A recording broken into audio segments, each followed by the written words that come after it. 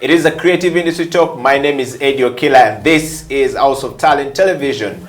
On this refined day when we bring you the discussion about the new Africa-France relationship. What does it mean for Africa? What does it mean for the creative industry in Uganda? And of course in East Africa, what does it mean? Breaking down this today on this particular program of the day is the one and only, the man who was in France, fresh from Montpellier. He is the CEO and a startup business owner here in Uganda, but also an aerospace engineer. I would like to introduce to you my guest today on the program, or this morning, this afternoon, this evening, depending on which part of the world you're actually watching the program from, is Paul Charles Rukundo. Paul, welcome to the program.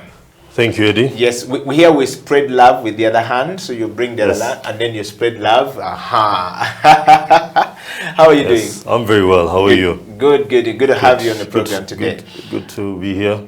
Thank you very much. You're welcome. Yeah, and this particular, day, we want to discuss the new Africa-France relationship and what does it mean for, the creative industry in Uganda, particularly in the tech space where you are. Yes. And you have been, investing in the tech space for some time. And we want to know from you, this new talk that France has brought and they're talking about right now, fresh from the summit in 2021 in Montpellier, what does it mean for the creative industry? What are they saying? How can we, take advantage of this and actually make sure that this relationship that we're beginning to forge is something that is good for us and we can take advantage of it?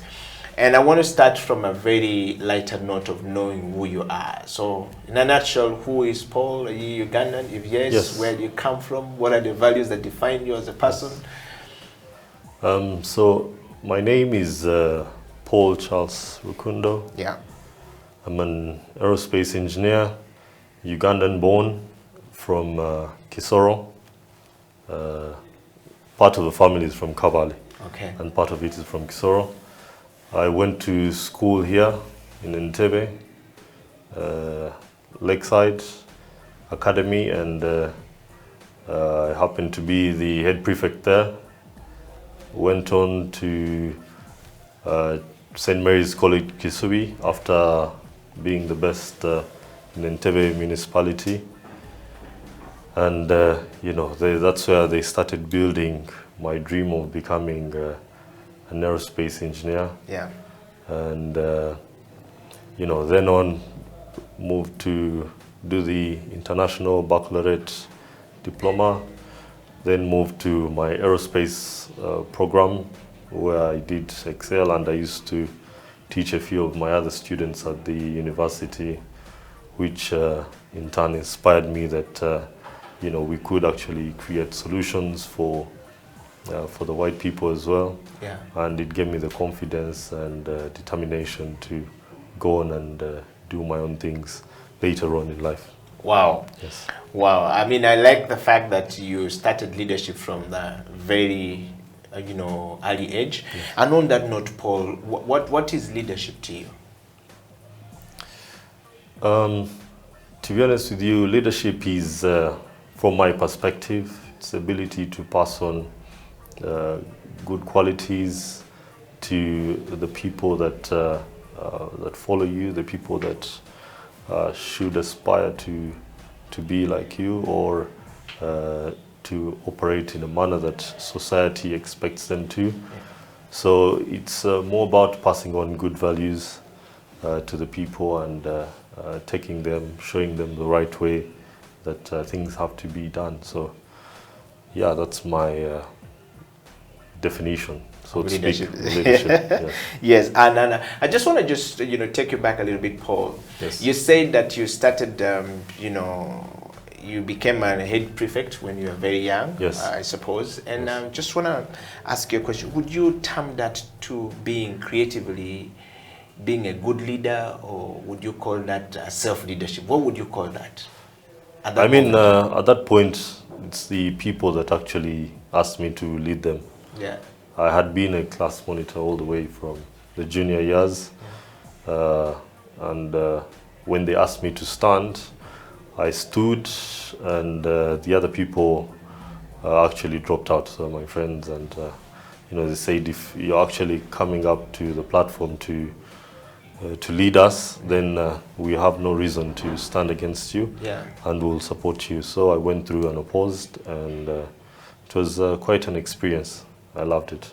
Wow.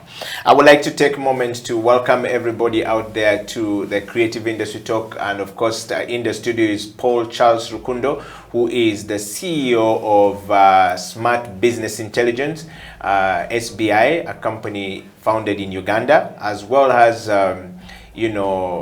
KAWA, which stands for Associated Agency for Writers in Uganda. And of course, Paul is still the CEO there and trying to lead a group of people.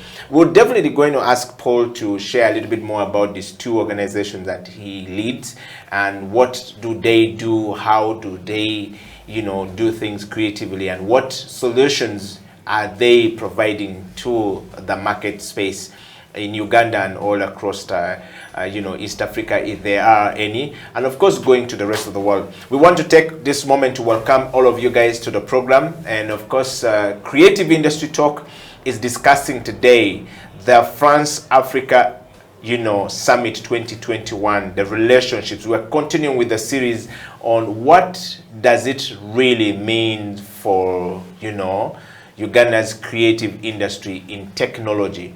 And Paul is here to break that down. Last week we had Mr. Peter Nyeko coming from Mandali's Energy to talk about what does it mean for people in the energy space. And of course, Peter was able to break that down. Paul, we want to just, dive into this conversation quickly. You were in France. Yes, I was.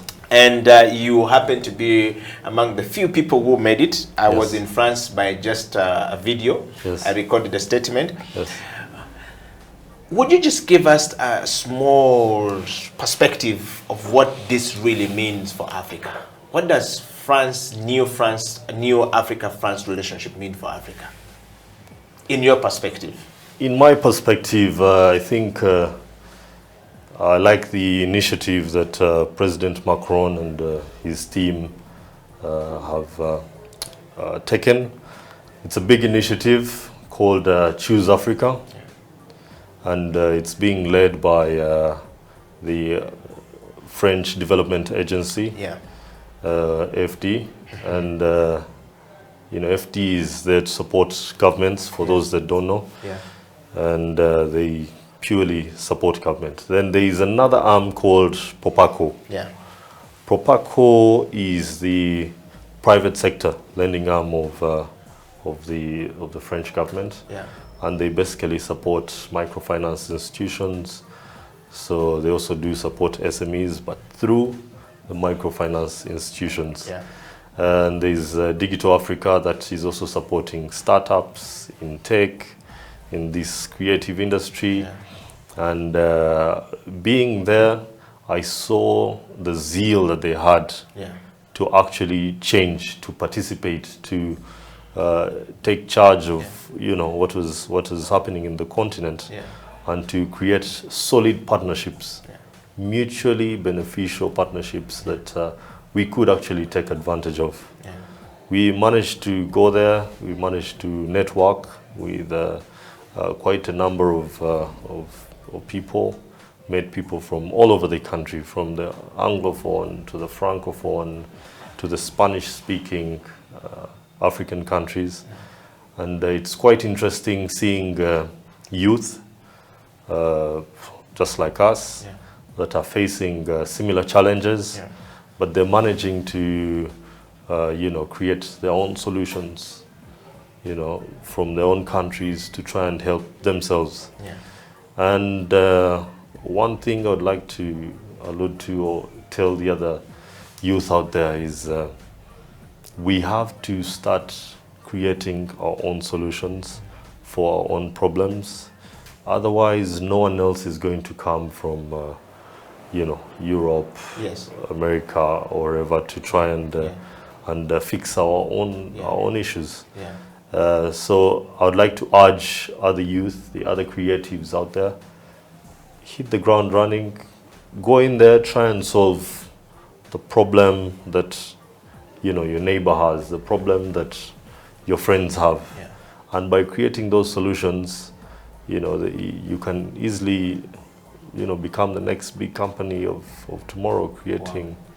you know, bigger solutions, you know, nationwide and on a continent level. Okay. Yes. Talking of that, Paul, I want you to just drive straight to your, you know, if you would tell us more a little bit about your organization. Your organization in the creative space, and we've been following this for a while. You got a nomination to come into the program, not only because you have been in France, Yes. but also because a group of people have been following what you've been doing. Yes.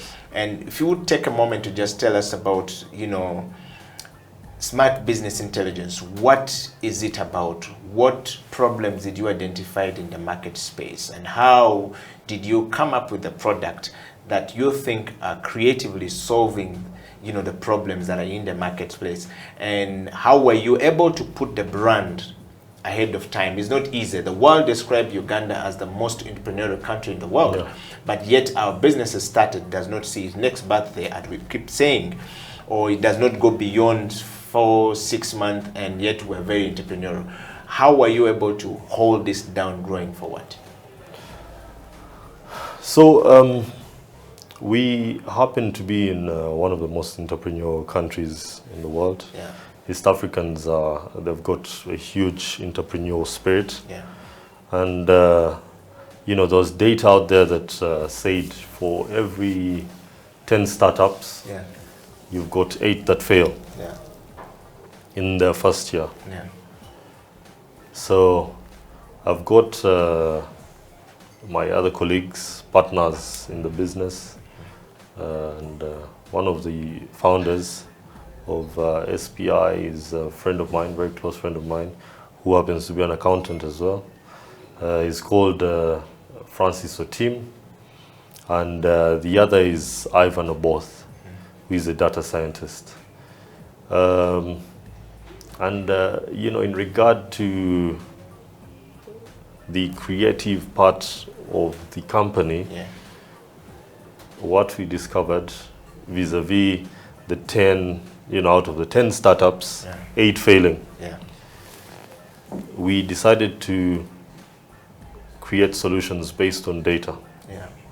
so that they're data-driven solutions, data-driven insights. Okay. And the idea was to work with these SMEs, work with these enterprises, see the visibility gaps they could have in their companies, try and fix those visibility gaps, fix those control gaps. Yeah. Yeah. So we come in, transform the company digitally. Then we've got one of our products called My Accounts. Yeah. It's an ERP, it's an accounting system. Yeah. But basically what we do for the SME, for example, we'll come in there, give you the ERP, which is super cheap. We actually almost don't make a profit on that ERP because Yeah. we're trying to help the SME. Yeah. We're trying to help our own small companies Yeah. grow to the next level. Yeah. It's about 15,000 shillings a month for one user, but we usually package 1 to 10 users and Okay. have it sold at about 150,000, Which is still affordable. which is still affordable. Yeah. But the whole idea is your company will be able to know. I mean, if you take an example of some of our mothers or aunties that might be selling gonja in the market, Yeah. might be selling meat in the market, Yeah. but she's just that one person. She's got a big spirit, got a dream of doing something to, you know, help the families, you know, have that company that, you know, can start out. If you're the youth, you know, you're selling your Rolex, but how do you manage your finances? Yeah. How do you manage your cash flows? Yeah. So by using our ERP, they're able to manage their cash flows better. Okay. Yeah, and it's a very simple, you know, application to use. Yeah. Web-based, mobile-based. It's mobile money integratable, and what we essentially help them with is the cash flow management, Yeah. and then we also give them actionable insights. Yeah. yeah, depending on the package you've taken, give you actionable insights, and you're able to know, okay, with my cash flows that I have, where am I going wrong? Am I keeping too much inventory? Unlike the other softwares that we've seen out there, most of them do not have the inventory software management that is actually embedded within their ERPs. Ours is quite holistic. We'll manage your production if you're a big entity. You know, we'll manage the production, we'll manage the sourcing, we'll manage the distribution, and we've got softwares to do that. Yeah, and we're actually a testament that AI, data, machine learning can actually be done by a Ugandan company, and we thrive at it. We thrive at it. And for the SMEs, as I was telling you, we aid them with that cash flow management bit of it, an e-accountant, so to speak. And what is interesting is we'll have them survive past that 1 year. Yeah, but not just survive, but thrive as well. So that you know, okay, with these finances that I have, can I be able to buy a new machine? Can I be able to employ 5 other people? And you'll be able to know that, okay, if I hire 5 more people, it will affect my cash flows in this way. It will affect my cash flows down the line. If I hold too much inventory, how will it affect my cash flow? Or you know, because of our insights and analytics that we've got, one can be able to know that I've been holding too much inventory here. Yeah, and so I've got to offload some of it, which will aid them have more cash to operate with and cover their OPEX and some of the CAPEX. Wow. Paul, we're going to take a break, and when we come back, I want us to dive into Kawa, and of course, you'll also throw a little bit more light about how this is changing lives in that area. So far from what we're hearing from you is that it's a very interesting, creative, you know, innovation that are helping businesses grow forward. Data has not been one of our, you know, main strength in Uganda. When we talk about data in Uganda, it says it's too expensive, I can't afford this at this point.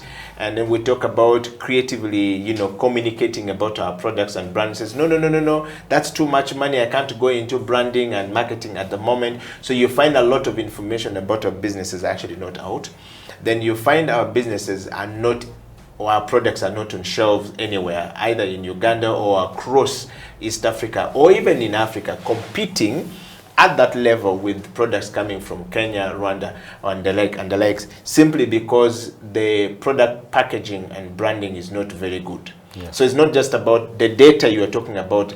Does it help us to actually get to this point to say, you know what, you need to package your product very well. The reason why you're having too much inventory in the store is because, you know, you're not selling that much, or this product X or Y is not moving that much. You know, does it really get to that point where the person gets to creatively begin to realize what the problem is? To be honest, you know, you're an ambassador of ours, so to speak, because that's exactly what it does. It's smart. It uses the artificial intelligence to be able to tell you that the way you're running your business is not the right way.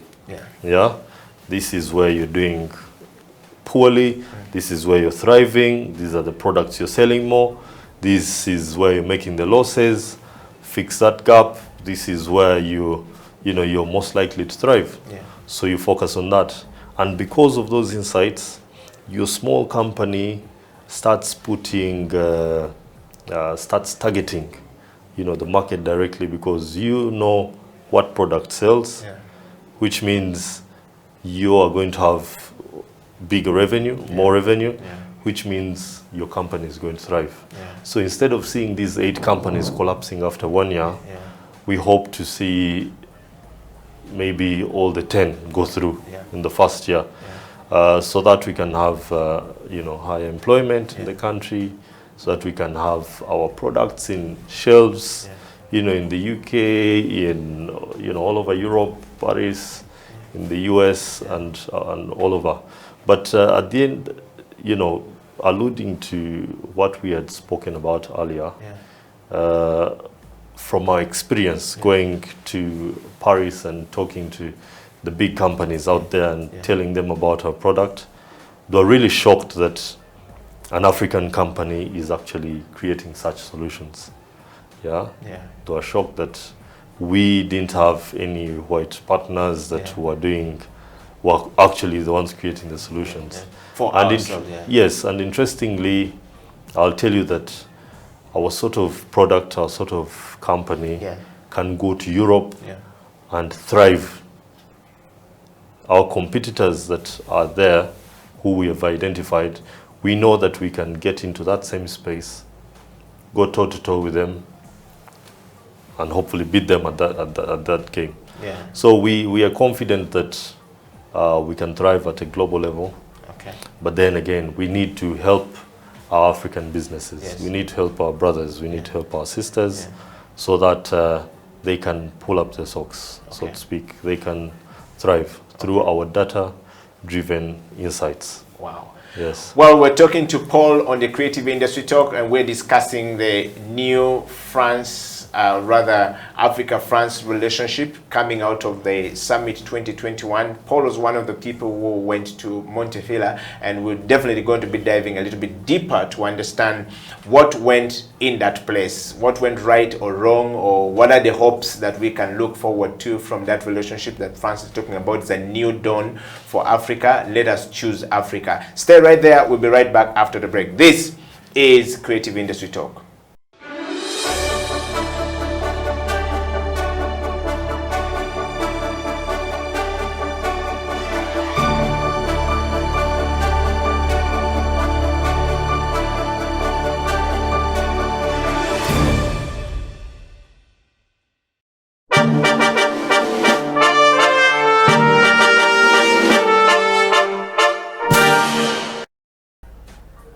We can choose to teach what we teach differently. And for me, that's what I decided to do, even in the systems that there were. When I was in Makerere, my classes, I was very intentional on how I taught my classes. I opted to be a facilitator as opposed to a lecturer. Two, I allowed co-learning. We learn together. I am not the epitome of knowledge. If you have learned something and you think it's beneficial, let's share it. That's the second thing. That come to the realization that knowledge is not housed in one brain. Knowledge is God is gracious. Each one of us has a portion of knowledge about some of the things. When you trigger people to go and search, they will go. When you trigger people to sit back and depend on you, they will sit back. I'll say, trigger people to go and search. You will teach the same things, but the outcomes will be different. My final shot to those of us that are very passionate about education and want to change, when it is so painful with what you're doing, you'll do what I'm doing at Refactory. You'll choose to go against status quo. And I hope history will judge you fairly. When that time comes, I can say, I've trained about 300 people at Refactory. We've trained about, it's not only me, we've trained about 300 people at Refactory. We have about an average of about 70 to 83% placement. I can say I'm happy. I'm a very happy person because I know for a fact that the current placement rate for fresh university graduates is below 10%. So for me to be at 83%, I feel I can walk on the clouds, but I won't. There's still a lot of work to be done. And so each one of us has an individual responsibility for those of us that are in the education space. And hopefully, each one of us can then create that summative change that we need to see. Thank you.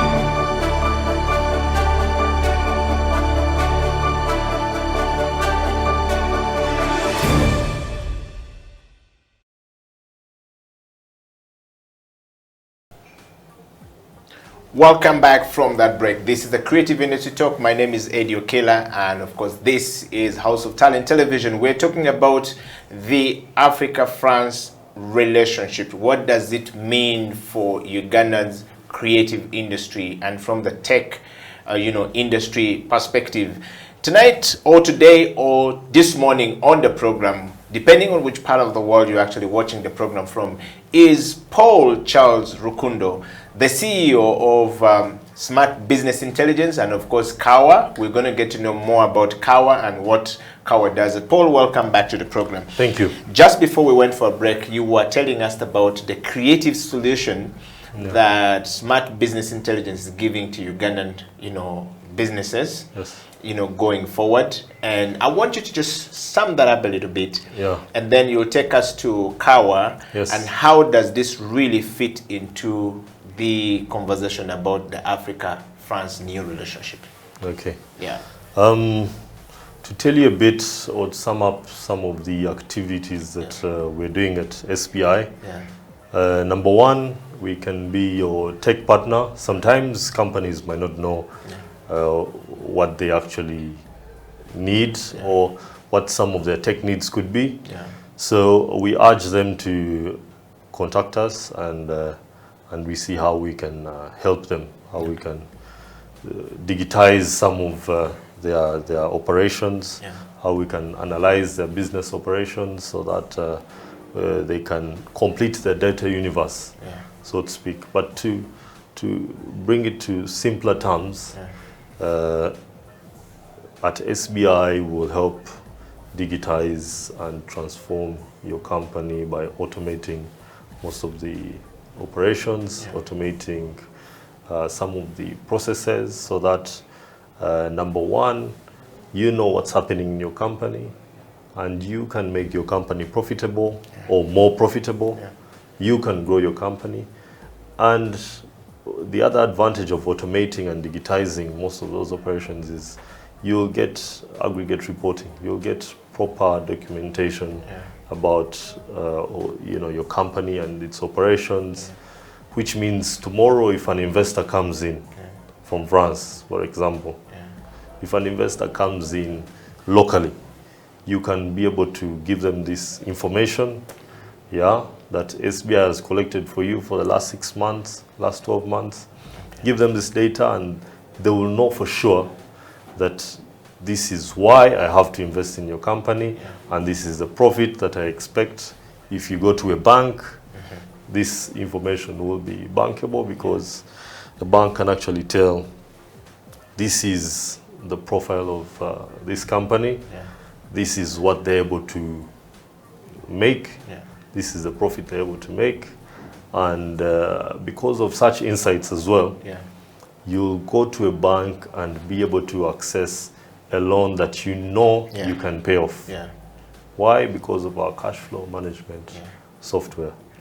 Because of our ERP, you'll be able to know that I am going to take a loan of $1 million shillings. Ordinarily, a person without any data, they might go out there, ask for a loan of 20 million shillings, and before you know it, they can't pay it. They can't pay it off.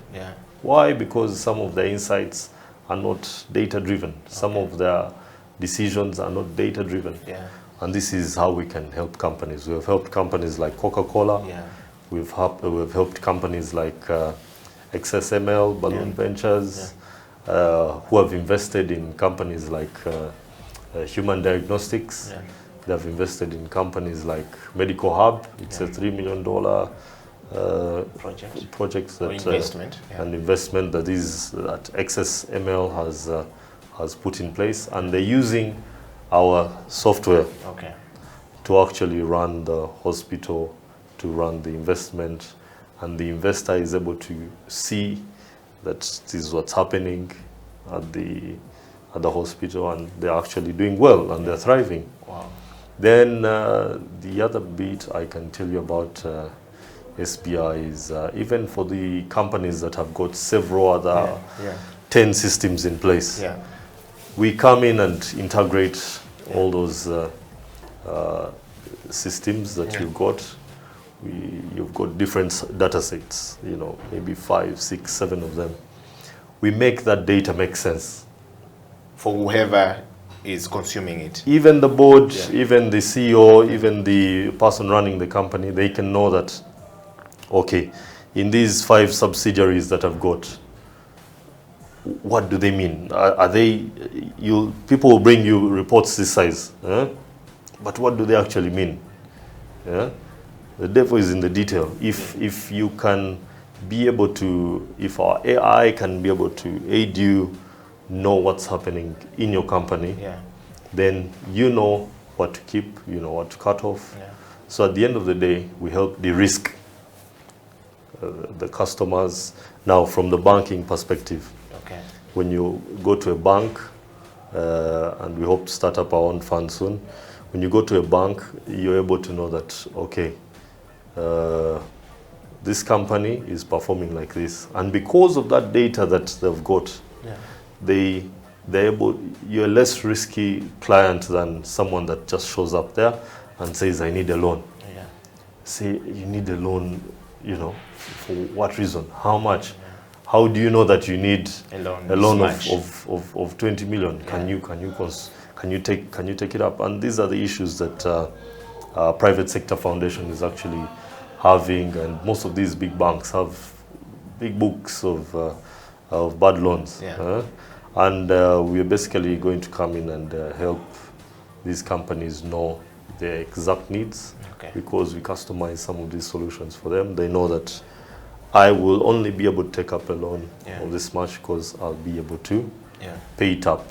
So we work with governments, we work with non-government organizations, we work with telecos, that's on the enterprise side. And for the SMEs, we are ready. Please do come in. We are ready to work with you, digitize and automate some of your business processes, make you more productive, make you more efficient in your operations, so that you're able to thrive, so that you're able to do better. You're able to understand your customers better, understand your products better. Okay. Paul, thank you very much for that. And of course, we're talking to Paul Rukundo. Paul is SBI. That information is creatively trying to help you navigate, you know, the turbulences that usually attack businesses. And of course, we're living in a world today where learning to lead our organization creatively to read the turbulences that kill our business is quite critical in this particular, you know, time. And COVID-19 is not presenting us with a very good opportunity to do that better. But like they say, with every challenge that comes with opportunity for you to, you know what to do, how to do it. And Paul is basically talking about how creatively, you know, their business model is helping businesses build. Paul, we're going to wrap up on SBI and we want to know a little bit more about you. You are CEO of 2 different organizations. How do you manage this? And what is Kawa, by the way? Number one, if you've got systems in place, you don't have to micromanage. Otherwise, if you micromanage, you can run mad. And that's the advantage of number one, digitizing and automating your operations, which we are doing with our companies. You can be able to run 3, 4, 5, 6, 10 different entities, not because you're super smart, but AI is now aiding you to do some of this. So we have to take advantage of technology, and we can support people on the same journey. And to be honest, things are easy. Why? Because I've got some of these SBI softwares running on, for SBI as well, and for the other entities that I'm dealing with, like Kawa. But marching into Kawa. Kawa is a Chisubi Associated Writers Agency. They're a group of some of my former teachers at St. Mary's College, Kisubi. They started out by writing textbooks, and I kept in touch with them even when I had gone to the UK and later the US. I kept in touch with them. I was supporting them in with some of their activities, And when I would get back here, I would sit down and have some strategic conversations about what they were doing, what their vision is, where they were seeing the vision of the company, whether they had one, and their objectives. So I came in and joined them around 2015, and the focus that time was just the textbooks. Yeah. And I told them, you see, the future is digital. Yeah. The future is digital. Fortunately, it has been accelerated by COVID-19. Okay. And, you know, since that time, my vision was, I did go to a great school. I went to St. Mary's. I got high quality education, Yeah. which so many people do not access. Yeah. I managed to do aerospace, not because, I mean, yes, I would say I might be quite intelligent, but again, there's hundreds and millions of Ugandans that are just as intelligent or even more intelligent than many. So in my mind, my passion was to try and give these kids Yeah.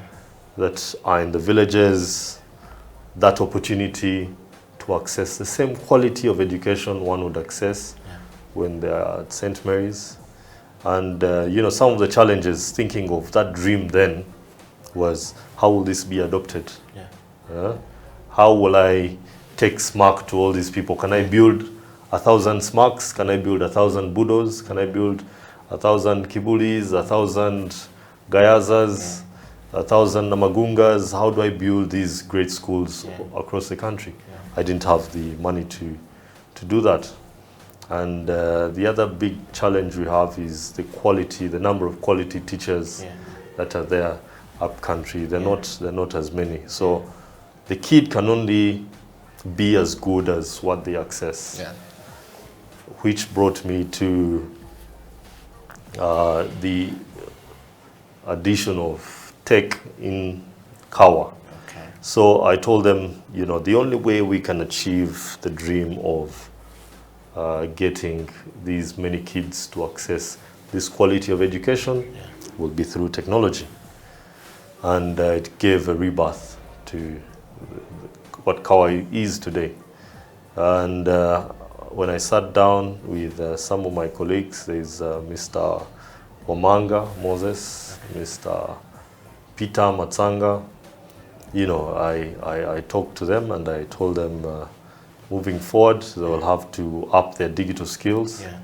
They've got to enroll back to university and learn how to program, how tech can aid in education. Yeah. Fortunately, they did that and they excelled at it, which was good. And I came up with a number of strategies then. Number one, how do you take tech to the schools? Yeah. You need it to be adopted. Yeah. So we used, I came up with teacher training in ICT, and that was to do with the tooling and retooling of teachers and teach them how they can incorporate technology in their teaching processes, in the pedagogy, in the delivering of material, how they can access information online for them to know what they're teaching better. And the Ministry of Education joined us on that journey. We, together with the Uganda Communications Commission, which I'd like to thank so much, and the ministry and the government of Uganda, we managed to train thousands of teachers across the country, all the way from Arua to the Karamoja region, to the Teso sub-region, to Mukono, straight over to Kabale. There's still a lot of work to be done, but I believe you know, we started then. The journey has been ongoing since. And then came the second phase, which was opening up of of ICT labs across the country. UCC did prosper on this, and they did support that project quite a lot. They opened up 1,034 labs across the country, and they're doing a good job at that because they're still opening up more. And we have taken advantage of that infrastructure to open up ICT clubs in these schools and teach the kids how this technology can aid them, how it can help them gain new skills in programming, in robotics, and then we also taught them the very simple skills that you could use, such as making reports in Word, promoting your local businesses online, and the MS Word solutions that they could use. And we've seen big uptake in this. We've opened up 43 ICT clubs across the country, some in Arua, some in Gulu, others in Kisoro, some in Kawale, some in Masaka, some in Mukono, and there are quite a number. If you go on our website, it actually jots down most of these. And the other phase was to develop digital content. Okay. Because now we had to start from the teacher training, take this technology to the kids as well, and then now you deliver the digital content. So we are working together with the National Curriculum Development Center to try and digitize the curriculum. Yeah. We're trying to see how they can also develop the curriculum so that it gives people the skills that they need tomorrow. Yeah. So that, the world is fast changing. Yeah, of course. The world is fast changing, and we would like them to slowly but surely get that curriculum geared up towards the skills of the 21st century. Okay. And so we've been doing quite a bit of work with the government of Uganda, with the Uganda Communications Commission, and we're very happy that the leadership in the country has helped and put the infrastructure in place, and with the fourth industrial revolution that the president has come out to put out there and preach about. We're happy he's doing that, and companies and schools, education, the different sectors are catching up onto that, and we believe the future is bright through that space. And before I forget, going back to SBI, I'll tell people that we've, just to inspire the younger people out there, we've managed to win accolades across the globe for some of our products. And some of these are the Bill and Melinda Gates Foundation Award. We've won an innovation award with them. We've won another with Microsoft, an innovation award. We've won hackathons across the continent and in the region. So this is to tell the young people that your creative ideas, your solutions will be and can be award-winning. And they can change the face of this country, they can change the world. Your ideas can change the world. And we are doing that at Kawa, we are doing that at SBI, and we are willing to help now the young entrepreneurs, the African SMEs, in order for them to prosper and thrive as well. Okay. Paul, all of this, by the way, we're talking to Paul Charles Rukundo from SBI and Kawa, the Kisubi Associated Writers Agency, Kawa. And of course, Paul is telling us how does this fit into the Africa France relationship. Paul, Yes. that said, a beautiful right journey right there that you've talked to us about. Yes. And I want to encourage as many people there to send in their kisses and disses. If you have a question for Mr. Charles, Mr. Paul Charles Rukundo, please share it with us and we'll definitely read it. Paul, Yes. before we take a break, how Yes. does this, all that you've talked about, fit into your experience that you've just gained recently as you were in France? Yeah, so there's some information I'd like to share to our entrepreneurs, the startups, our youth out there. There are actually channels. There is infrastructure that has been set up by the French government to help us, the Ugandan entrepreneurs across the continent. Yeah. And I'll let you know that through Propaco and Digital Africa, there's been a fund that was set up recently. They've already injected about 3.5 billion Yeah. for African startups. Is this some information that you Yeah. guys found when you were... Yes, I in found this the information. during when- the conference? Yes, during the conference, and it was quite surprising. Yeah, so through the Choose Africa initiative, which was launched in 2019, the AFD is mobilizing, yeah, and it's mobilizing all its tools to finance and assist startups, micro enterprises, and SMEs across Africa. Yeah. And in response to the economic crisis that was triggered by the COVID-19, Yeah.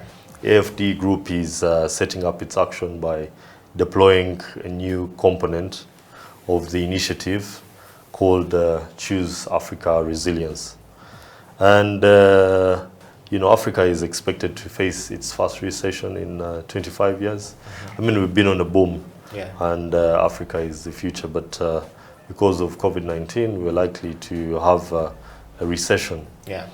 And some of the forecast of that they've got as a contraction in the economic activity by 3% in 2020 and a similar figure in 2021. Yeah. And they also discovered that SMEs and micro enterprises were hit hardest with cash flow issues, Yeah. which is where SBI comes in Yes, and yeah. comes to aid you. And the workers in the informal sector and Yeah. the most vulnerable populations Yeah. are bearing the brunt of the effects of this crisis. Yeah. So they've come up and taken some initiatives to go beyond the macroeconomic response of the governments and the international organizations. Yeah. And they're coming up with new financing and support tools that that will be adapted to strengthen the Choose Africa initiative. And this initiative runs all across Africa. Yeah. It's within the region. At our embassy, they've got an office there as well. And they aim to also take specific action to support the formal and informal private sector in Africa, with a mechanism to also catalyze the financing for our private sector, working together with counterparts, the MFIs, microfinance institutions, and a few development banks. But, I'll tell you that the initial commitment that the French government had for this initiative was 2.5 billion euros, for African startups. And this was between 2018 and 2022, 2.5 billion euros that they had initially. And when COVID-19 hit, they came up with a resilience response component to it. And they added 1 billion euros to help support the recovery. This money has been given, some of it has been given to banks, MFIs, so that SMEs can be able to access that money and help themselves through this economic crisis that we are facing. And they are designed in such a way that people are supposed to access them for a very small fee. So I hope our banks can cooperate with with us, with this Ugandan SMEs, to make sure we're able to access loans or debt in a very cheap way. So the total initiative right now, it's at 3.5 billion euros. Okay. Yeah. I just want to interject right there, Paul, and just ask you this question. When France was reiterating all of this on that stage, while in Montpellier or Montefila, whatever we call it, Montpellier. The Frenchman will call it Montpellier. Yes. Montpellier, yes. Yes.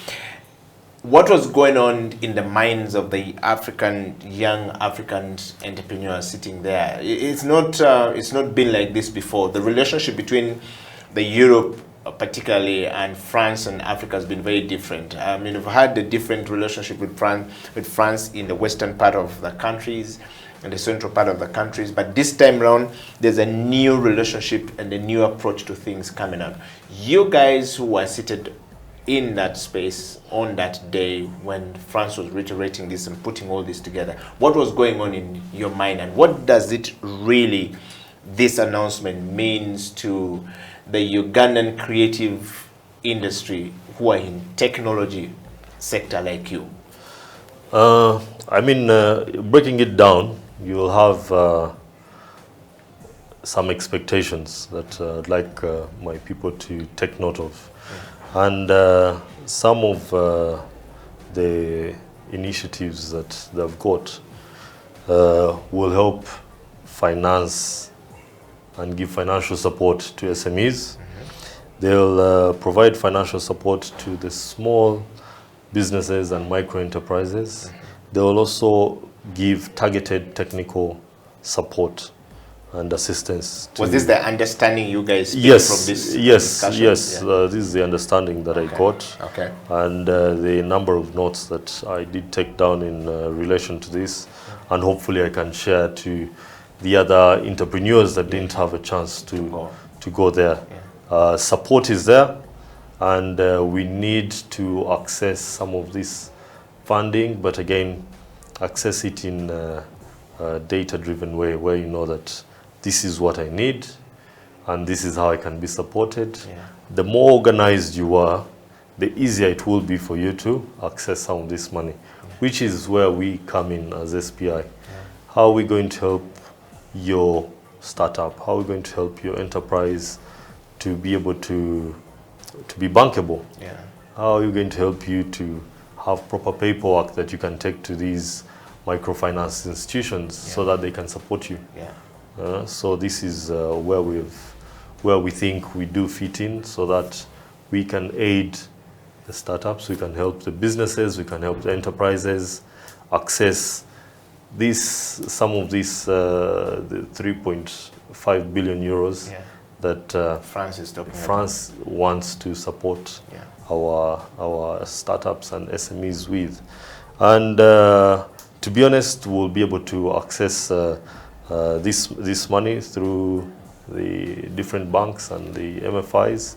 And then one other thing I'd like to tell the other enterprises and the other companies out here in Uganda is right now, as we speak, 130 million euros has been put particularly for the innovation sector, but through the private sector, to support African startups. 130 million euros. Okay. How much of this is going to the tech itself? 130 out of the billion euros that they added for the resilience, and the 2.5 billion euros that they gave initially for the period between 2018 and 2022. Right now they are looking at injecting an extra 130 million euros that will be deployed between now and 2025 to help the African digital startups as a result of this merger between Digital Africa and Propaco. But since 2018, 2.5 billion euros has been committed to support about 26,000 businesses across Africa. Yes. Was there an accountability of some of these, figures and support that have been given? Were there some, quantifiable, justifiable, measurable metrics being shown on stage that day that we can say, okay, fine, we can see that this money went here, and this is the impact of this money coming out from, the earlier interventions have been giving? Was that sense given? I mean, the general feeling was these Propaco and Digital Africa, they're not going to come and give the SME money directly. They're not going to come and give your business money directly. Yeah. So they work through the different microfinance institutions, and they work through private sector foundation, for example. Yeah. They'll work through the banks. Yeah. I know they've given Access Bank in West Africa, a bit of money. They've given, I think, Stanbic some of the money. They've given Equity Bank some of the money. So the earlier you get organized, then the easier it will be for you to access this money. But again, we are trying to tell them that the majority of the African SMEs, the majority of the businesses are not receiving some of this money. So there's a bit of a gap between the banks and the SMEs and how they should be accessing some of this money. Because there are not so many people that you might know directly that are accessing some of this. I mean, I've not heard you mention it directly. Yeah. And yet you have been around. So one would think that your organization... I mean, right now we are in serious talks with them to try and cement some of those partnerships and to actually see that we go ahead and access some of this money. So we are in talks with the French government, our embassy here, with FD and Propaco, to see that we are able to access some of this money. We scale our operations not just in Uganda but across Africa. And for sure there will be a lot more information coming out of the private sector foundation, Uganda, to the SMEs on how they can access some of this money. But some of the money you see in through private sector foundation and some of the microfinance institutions that focus on SMEs is actually money that comes from these the initiatives from the French government and the money from Propaco and Digital Africa. There's one other opportunity that I would like to tell some of the companies out there that they should prepare for. There is an entity called BPI France, and BPI France has international tech partnerships that it's trying to build. And BPI is guiding and supporting innovative companies in building partnerships with international SMEs. And their goal is to accelerate the international growth for the startups and SMEs by strengthening their innovation capacity and efficiency through innovative partnerships with strategic players in France and abroad. So going forward, using the BPI International Collaborative Innovation Program, we can see some of our Ugandan companies join it so that they can directly benefit from it.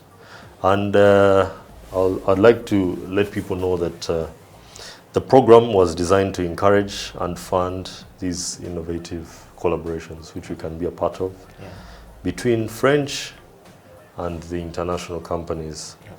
The future that I see, or the advice that I can give some of our Ugandan companies is they should look to partner with some of the French companies so that they are able to access some of this money. So the program will allow companies to unlock the final stages of developing an innovative solution before going to the market.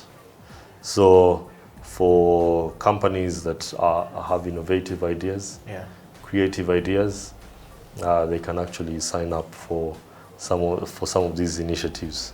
So BPI Finance and BPI France, and its partners will offer a joint financing framework. Yeah. A joint financing framework to companies seeking to form an innovative partnership. BPI France will fund the French company and the foreign company, which could be a Ugandan company. Yeah. They will be funded by BPI Finance's counterpart, for example, here, Yeah. if it's PSFU, if it's Microfinance Support Center, Yeah. they'll be able to give you that money Okay. after creating that partnership with the French entity. Okay. Paul, we're going to take a break, and when we come back, we will dive into the last part of the show where you'll actually tell us, so what sort of like partnership do we need to forge Yes. in the process for us to be able to unlock this? Yes. And will it be open to everyone, or will it be only to a few selected people? What would be the criteria? And of course, Paul will be expecting you to summarize with us just your general perspective and picking from the Summit 2021 New Africa France relationship. What does it mean for us going forward? And we want to serialize this conversation going forward so we can understand. And it's very important that you out there who are watching the show see and seek the opportunity available through Creative Industry Talk, as you're seeing here. Paul was in France and is basically giving us a recap of what they picked from there. And there'll be a lot of other more people coming in from different sector. Last week we had Mr. Peter Nyeko coming in from the energy sector and agricultural sector. And of course this week we have, Paul talking about this from the technology sector. And of course, it is something that you can pick an information from these areas and use it for your business. This is what the Creative Industry Talk program is all about. We'll be taking a break, and when we come back, we're coming back to the final rest of the show, and Paul will be giving us the summary of that. Stay right there. We'll be right back after the break. This is the Creative Industry Talk. Eddie Okila, Paul Charles Rukundo. We'll be right back after this break.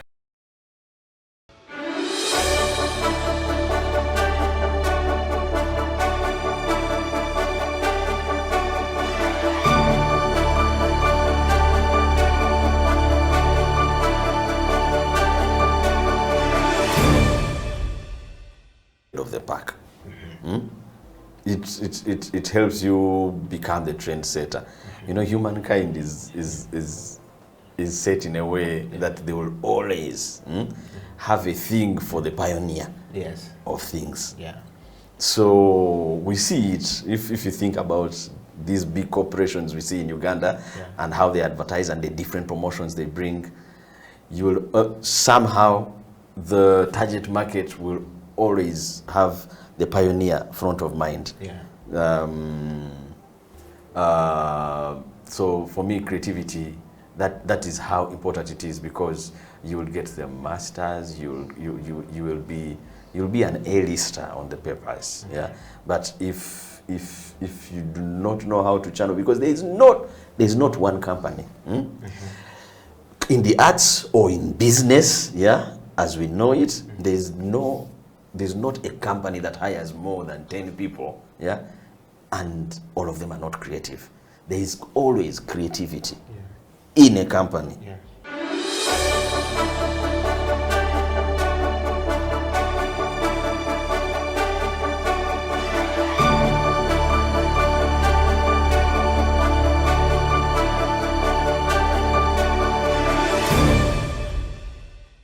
What is Uganda? What is being Ugandan? That's what it comes down to, first of all. France is very sure what France is. I can be comfortable about that. You will never find anywhere in the world a Bordeaux wine done the way it's done in Bordeaux. You know that. Yes, that's true. You will never find Camembert cheese done the way they do Camembert in France. Have we got to a point where we can say, do we have a bukoto pie, which is the only way to cook that pie in the whole world? So when we go to Montpellier, we can get something from there and share with them that. So that's one way of looking at it. We've got to focus a bit more and really learn to celebrate ourselves. Can we have our equivalent of what is celebrated at the Louvre?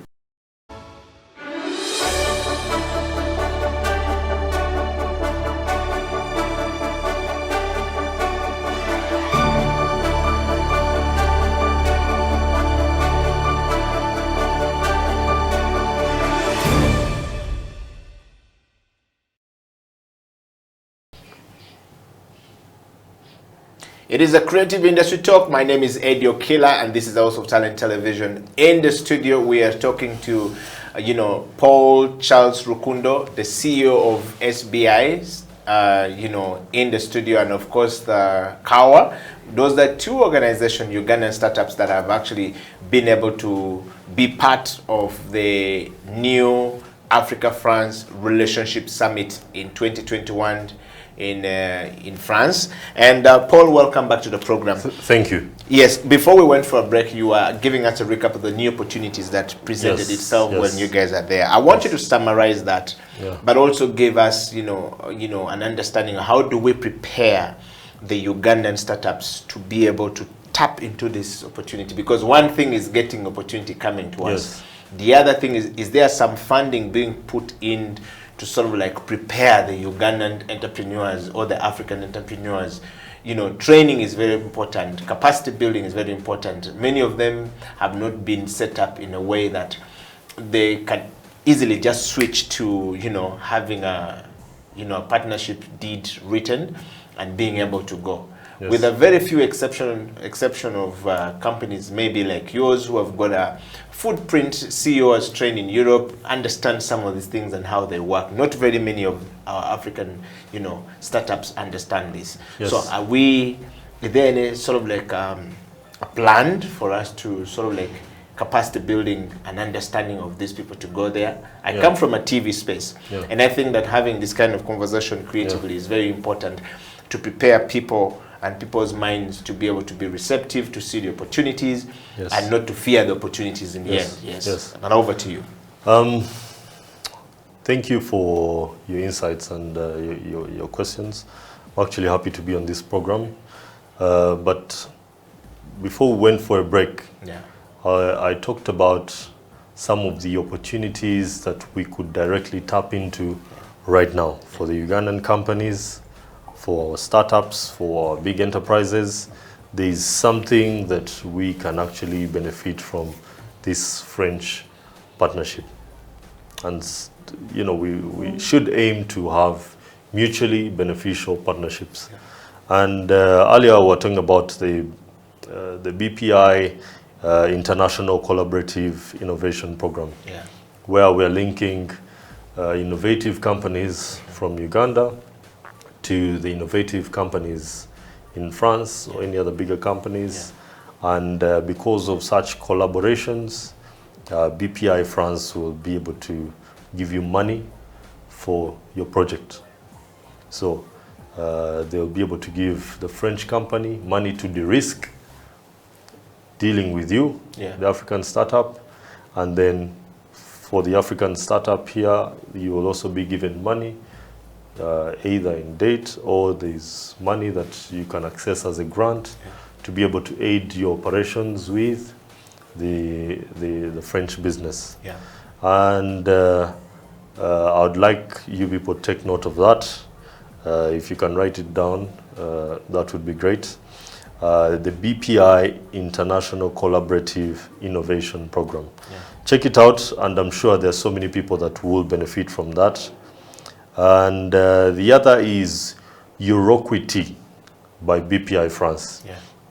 So Euroquity is it's an online matchmaking platform between the investors in France, and you've got the startup companies here. We can be a part of this Euroquity. We can register onto Euroquity. So please note it down and check it out so that your business can be helped tomorrow. Your business can be matched up with an investor, and that investor could look at your business, could invest in your company, and again comes down to SBI. SBI, if you're organized and you show these investors the analytics that we have given you over a span of time, it's easy for you to convince that investor that you're bankable, as a company, that you're investable. And speaking more about this online platform, it maximizes visibility of the startups and companies so that investors and partners can find you online.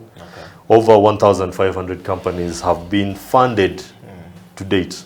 Over 1,500 companies. Is it in Africa or all across the Europe? It's a global network, like you might see some of these social media networks, or the likes of Facebook and Instagram.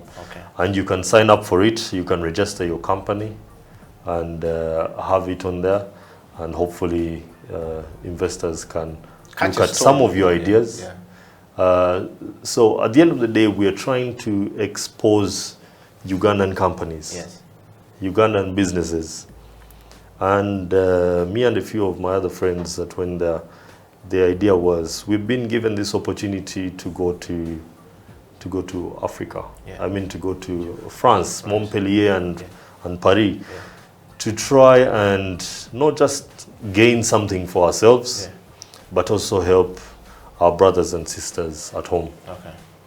How do I help my brother? How do I help my friend? How do I, and this is what I'm breaking down for them.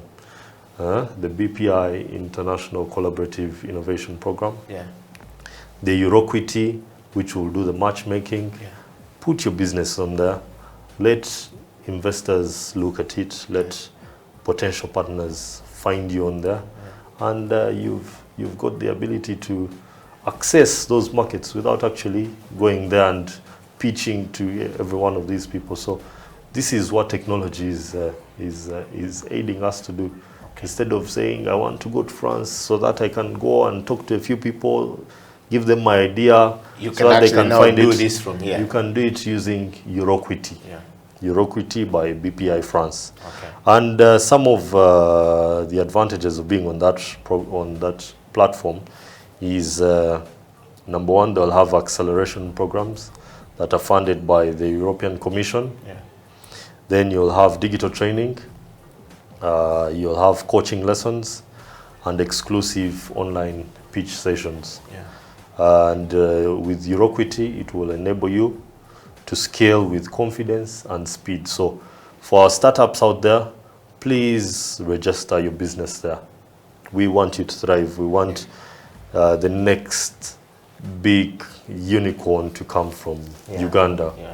We want the youth that are developing these companies, that have these startups, have these innovative ideas, to come out there and scale them up, to come up there and give investors a chance to put some money in your company. If you have any questions around this, please don't hesitate to ask us. We'll be ready to help take you through what these processes are, and we'll try and support you as well. And then last but not least, there is the BPI buyer credit. BPI predominantly was funding companies that are into the import-export between France and Africa. And they basically help finance the French company. And you who is accessing the loan, I'll give an example of a certain lady that we went with, our mama, our auntie, from Cheers, Delight. Oh, the lady of shea butter. No, Cheers. Cheers, Oh, Cheers, the juice company. The juice company, yes. Yeah, and essentially here we're telling them she's into agribusiness. And because of BPI buyer credit, she's got the opportunity to access very cheap date.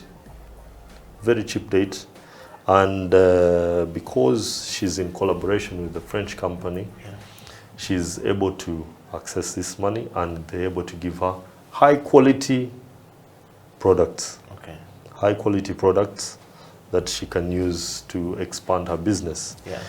And I'll ask you people to note that the buyer credit is granted to public and private companies, sovereign entities like a foreign client, for the purpose of financing the purchase of equipment, infrastructure and related services supplied by a French exporter. So going forward, you need to identify a French exporter who will give you the services or the products that you might need in order for you to access the buyer credit. So we've got to be innovative in the way So it's a give we approach. and take. Yes, I mean, here you're saying, relationship. I'm in agribusiness. I need money to, expand my farm. I need money to buy, some tractors. Go to this, utilize the buyer credit initiative that has been set up by BPI and the government of France. And you'll be able to access this equipment at a very low cost. You're not getting your money, your cash flow, and putting it down to make full payments for this. You're not asking the bank here that is charging you over 20%. It will kill your business. 30%. It will kill your business. It will kill your business. So if you're accessing these loans at 4%, 5%, they can help your business. And we're here to share with you that knowledge that as an agribusiness, as a business that might need equipment from French companies, you can actually access, your dream can come true through this BPI buyer credit. So there is a minimum of 5 million euros, and a maximum of 25 million euros on a standalone basis, and up to 75 million when there is participation in a banking syndicate. So if the banks are involved and you need up to 75 million euros, this is now for the enterprises, you will be able to access this buyer credit. So French companies that are looking to offer financing solutions to their French buyers are already ready for participation in that area. And foreign entities that are looking to finance the export contracts that are that we enter into with these French entities. So the opportunity lies therein. So it's imperative for us to actually go out there, see how, for example, this BPI buyer credit can be useful to people that import products, equipment from France, can be able to access very cheap financing. I talked about Euroquity as well, from BPI, the matchmaking platform between startups, companies, and investors. Please sign up for that. And we've got the International Collaborative Innovation Program. This is for those in the creative space and the tech space. Please take advantage of these. We are breaking down what we got from this summit. And we are spreading this news freely to all our friends out there, to all the companies out there. There is hope. You're asking how you can access some of this money. We're giving you the avenues on how you can access this money. And we're happy to share this information with everyone, free of charge, so that people can thrive, families can thrive, Uganda's economy can thrive, and the youth can have jobs for tomorrow. Thank you. Well, thank you very much, Paul. And to everyone out there, this has been the Creative Industry Talk with Mr. Paul Charles Rukundo from SBI and Kawa, talking about, the New Africa-France relationships, the things and discussion that came out from the Summit 2021. And of course, to all of you guys out there, you've got to take advantage of this. Paul has been talking about. Paul, we want to say thank you very much. And of course, we're going to bring this to a close. Today, we will not bring you so much, bombard Paul with, too many questions. We'll definitely refer the questions forward because we're time bound. And we wanted Paul to share as much as possible, from that discussion and what does it really mean for the Ugandan tech industry. And I think Paul has done this topic, this particular one, a very good justice. We want to say thank you. If you have your kisses and disses coming, please send it through. Paul will be, online, and definitely will be able to respond to you. Visit, SBI and have a discussion with Paul. If you have some of those, challenges and you need the solutions, they're there to give you. And of course, if you're a writer and you want to visit you know, cower, and they'll definitely give you some information. Paul, thank you very much once You're very again. welcome. Yes, and You're very looking welcome. forward to another discussion. You're very welcome. Yes, and your final parting shot in second? I hope the youth like me can keep having that hope that we can change our country. We can change the way the youth might be jobless. We can create opportunities for them. Take advantage of some of the pointers I've given you. Let's create more job opportunities for our brothers. Let's create more jobs for our youth out there. We've got a very young population, and we've got support government with its initiatives so that we come up with very innovative solutions that will help our communities. So thank you to the government of Uganda, the president, his leadership, the ministries that support us, the French government. Thank you for all your initiatives, and we hope these initiatives and the objectives you've got through Choose Africa, Propaco, Digital Africa, we hope they can help the African companies all the way from the SMEs, the enterprises, the micro enterprises as well, so that they can grow to the next level. And entrepreneurs, innovative companies out there, I hope my information can aid you move from the stage where you are to the next level. We'll keep sharing this information freely so that you know, it can be beneficial to you, it can be beneficial to your friend. And those who have tuned in, please go out, share this information, share this knowledge so that you can help someone, so that they can thrive, so that, I mean, if the others thrive, we'll all be happy. Yeah. And let's stop putting this burden on government because they don't have all the solutions. We make up government. We, the people, make up government. If we come up with our own solutions, for sure we can change the world. We can make it a much better place for everyone. The youth are the future of tomorrow. We need to come up with our own solutions for our own challenges that we have. Let's not blame it on any entity or any government. It starts with us. I have shown you that through the other companies that I have managed to be a part of. We have managed to create changes. We've managed to do it without the support of, you know, government at Yambe or any other initiatives. Yeah. We've come up with solutions that people have appreciated, government has appreciated. When someone finds you running, they can support you. Yeah. Or if they find you walking or Yeah. crawling, Yeah. they can support you to the running phase, they Yeah. can support you to bigger phase. And we're not just looking at Uganda, we're looking at Africa. And you can do it. You're the future of tomorrow. And believe in your ideas, believe in your dreams, have faith in whatever you do, and you can achieve. Whatever you think about, whatever you dream, you can achieve. Have hope, have faith, keep positive, keep optimistic, keep determined, and you can make it in life, for sure.